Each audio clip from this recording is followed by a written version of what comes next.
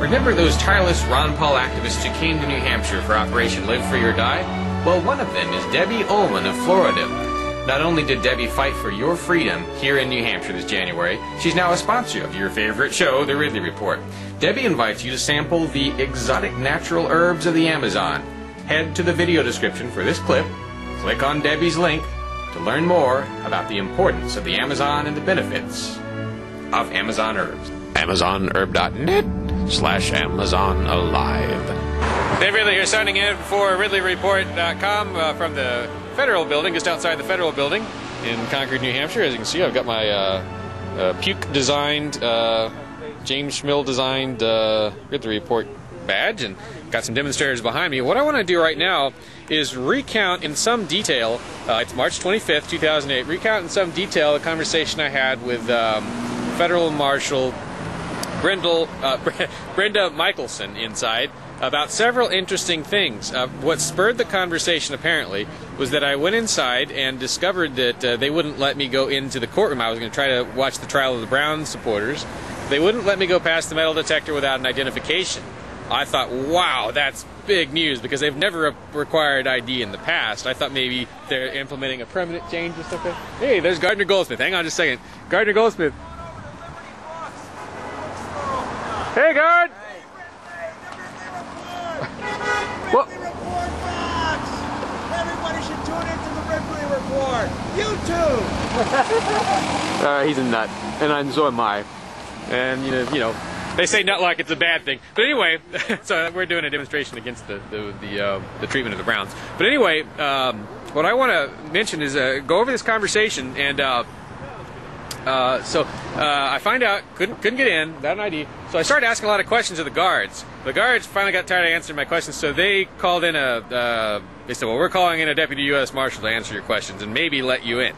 And what it turns out, the Marshal told me that they've instituted this change temporarily for this particular trial, and her reason was that the requirement of ID is the reason for that is basically because they don't want they want to kind of keep track of who is on the witness list and coming to see the trial. And their reasoning, they say, on that is that if a person's on the witness list, there's certain things they don't want them to see.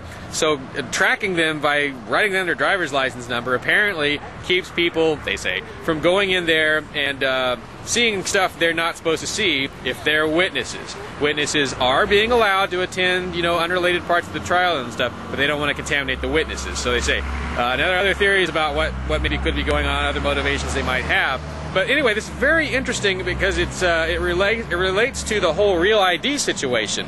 One of the things that's been discussed a lot as Real ID has come under discussion in New Hampshire is the fact that you don't have to show an ID to get into a federal building. I've never had to. Now all of a sudden we're having to do this. They say that this is the first time they've required identification for entrance into a federal building in years. And this is something that's coming from the Marshals. This is a Marshal instituted thing. And so I talked to Brenda about this a little bit and urged her to rescind this policy of requiring identifications. I don't think it's a good thing. But she kind of laughed, and I don't know what they'll do. But there's a lot more to the conversation that went on. I want to recount to you in a little bit of detail.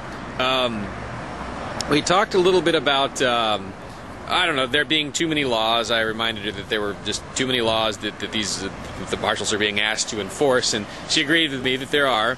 I also asked her to do an interview about the Real ID situation and the changes in the Real ID law, and she said she would check with her boss, which I guess would be either Gary DiMartino or Stephen Monier.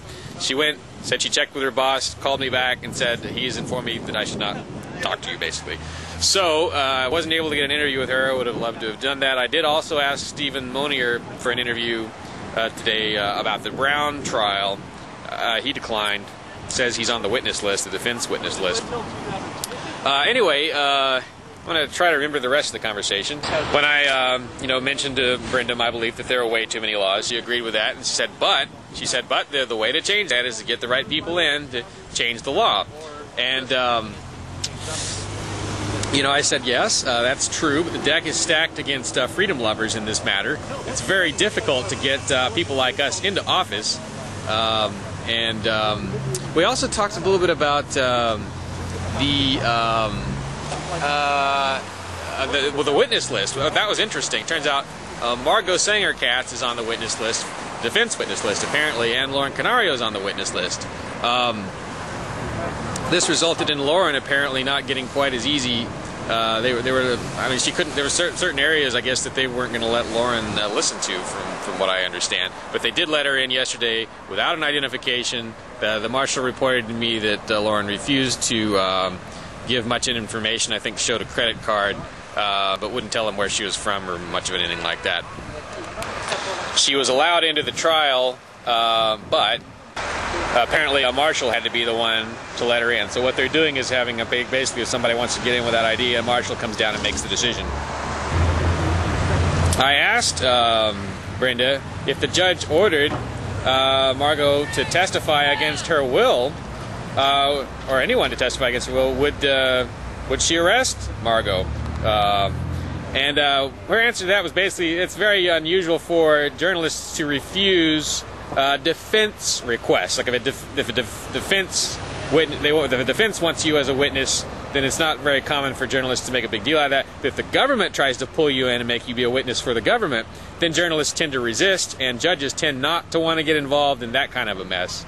But I asked Brenda then, well, if you were ever ordered to arrest someone for failing to comply, like a journalist, for failing to reveal confidential sources and so forth, you would refuse that order, right? You wouldn't carry that out. And so she kind of grinned and well, again, I wish I could do this on camera, but she wouldn't go on camera. Trying to think. Well, yeah, what did she say? She was, well, that's another story or something like that. That's how she put it. One thing I didn't say to Brenda that I wish I had when she was talking about the importance of getting the right people elected. Of course, there is an importance to that. But one thing I didn't mention is the importance of refusal to comply with unjust laws, at least from time to time.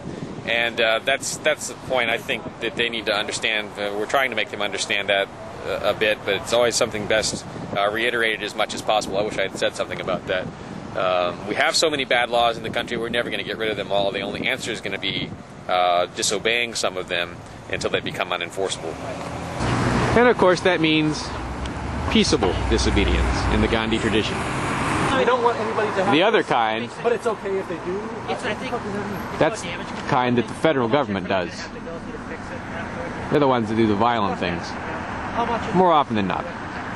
And in today's context, it's very important we keep it that way. This is Dave Ridley signing out from Concord, New Hampshire, this March 25th, 2008 for ridleyreport.com. This edition of the Ridley Report is brought to you by AmazonHerb.net/AmazonAlive. AmazonHerb.net/AmazonAlive.